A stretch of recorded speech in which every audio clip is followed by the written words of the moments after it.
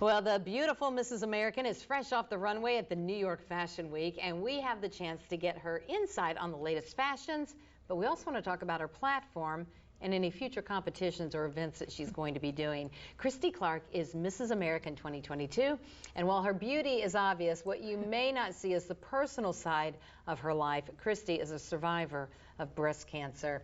It's always amazing to me because to look at you, you'd have no idea what you've gone through.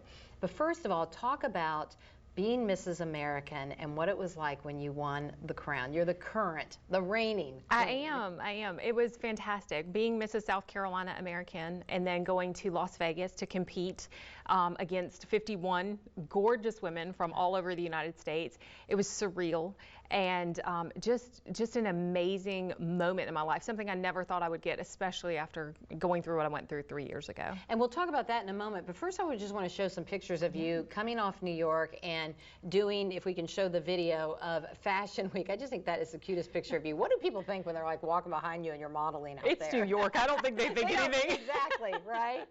What did you learn about Fashion Week while you were there? It was amazing.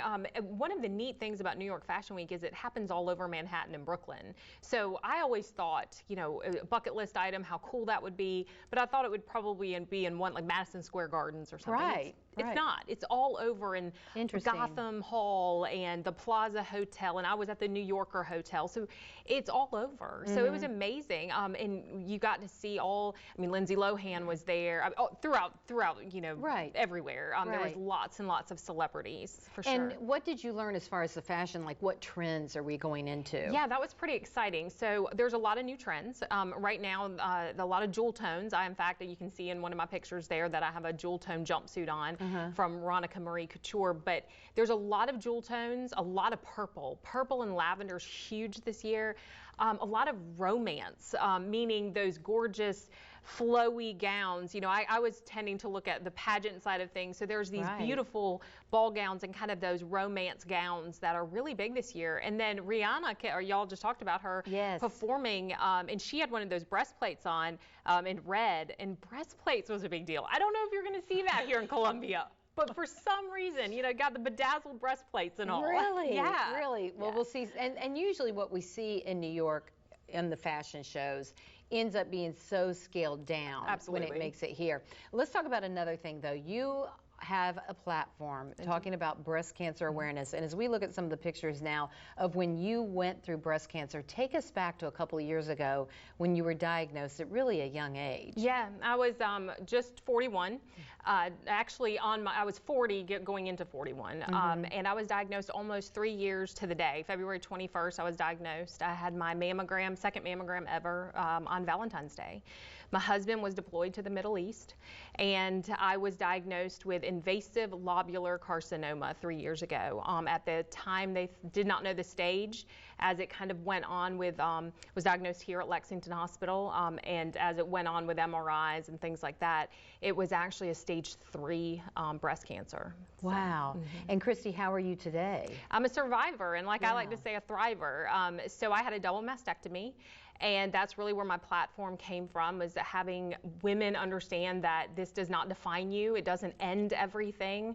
I really didn't know where to go when I ended up going to Charlotte to have all of my things done. But that was really part of my platform, was where do you go from here when you're diagnosed, and what does it look like to be a survivor? And really, it was through that experience that you were able to say, how do I take this trial and make it a triumphant thing, because you hadn't done the adult pageant world, and so this is kind of the reason you got led into being in the pageant world. Absolutely. I had done one pageant at 14 and thought it was fun and just sort of went on my way with it.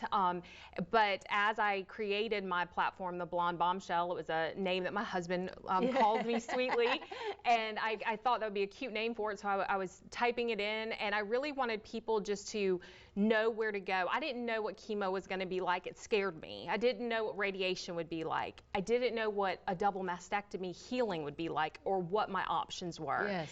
So the Blonde Bombshell is kind of a humorous blog, and it kind of takes you through what it's like to go through breast cancer and come out on the other side.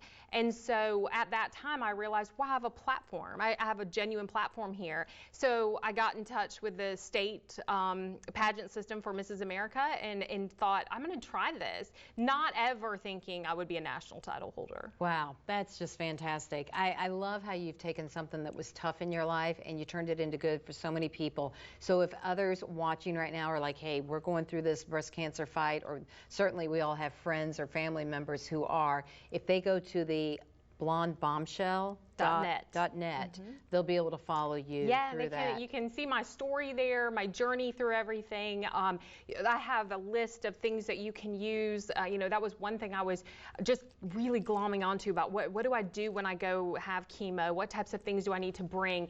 So there's a list of things that can help. And I love other people's stories. I put other people's stories on there. So if you have a story of survivorship, you know, send those to me. I'd love to include those in the Blonde Bombshell. Well, I know you have to be all over the place. You live in Chapin. I do. It's nice to know that you're, you know, right here in the greater Columbia area.